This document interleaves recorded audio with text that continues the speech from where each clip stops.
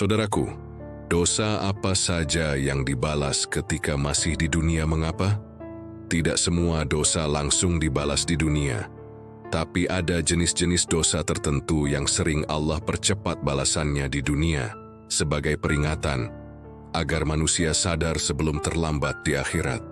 Berikut yang paling jelas dalam Al-Quran dan kisah para nabi. 1. Kezaliman, menindas orang lain. Contoh kaum Nabi Nuh dan Nabi Hud. Mereka menindas, merendahkan dan menolak kebenaran. Mengapa dibalas cepat? Karena kezaliman merusak kehidupan orang lain. Allah tidak membiarkan penderitaan manusia terus berlangsung tanpa batas. Kaidahnya, kezaliman tidak akan dibiarkan lama. 2. Kesombongan. Contoh, kaum Ad di zaman Nabi Hud, mengapa? Karena sombong adalah menantang kebenaran secara sadar, bukan sekadar salah, tapi menolak tunduk. Akibatnya, dijatuhkan agar manusia tahu siapa yang benar-benar berkuasa. 3. Durhaka kepada orang tua. Tidak selalu kisah azab besar, tapi banyak disebut dalam hadis. Mengapa cepat dibalas? Karena ini menghancurkan fondasi keluarga dan kasih sayang. Sering bentuknya, hidup sempit, hati gelisah, hubungan rusak. 4. Memutus silaturahmi. Mengapa? Karena manusia diciptakan untuk saling terhubung. Memutusnya berarti merusak tatanan sosial. Balasan dunia. Rezeki terasa sempit, hidup terasa berat. 5. Dosa seksual yang terang-terangan. Contoh, kaum Nabi Lut. Mengapa?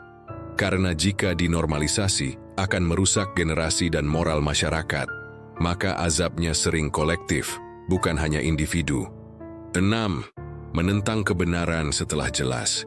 Contoh kaum Nabi Saleh, mengapa cepat dibalas? Karena ini bukan ketidaktahuan, tapi kesengajaan melawan.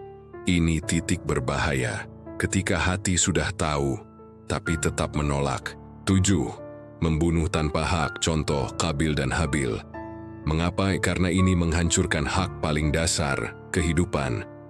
Dampaknya, bukan hanya hukum, tapi hidup pelaku sering tidak tenang. Inti besarnya, dosa yang sering dipercepat balasannya di dunia, biasanya punya ciri. Merusak orang lain, merusak masyarakat. Dilakukan dengan sadar dan sombong, atau karena menutup hati dari kebenaran. Tapi perlu hati-hati memahami ini. Tidak semua orang yang aman berarti tidak berdosa. Dan tidak semua yang diuji berarti dihukum. Bisa jadi, dosa ditunda ke akhirat lebih berat. Atau justru Allah masih memberi kesempatan taubat, kalimat penutup yang dalam. Kadang Allah tidak langsung menghukum, bukan karena Dia tidak melihat, tapi karena Dia masih memberi waktu. Dan ketika balasan datang di dunia, itu bukan sekadar hukuman, tapi pintu terakhir sebelum yang lebih besar di akhirat. Subscribe and share, semoga jadi bahan renungan. Amin.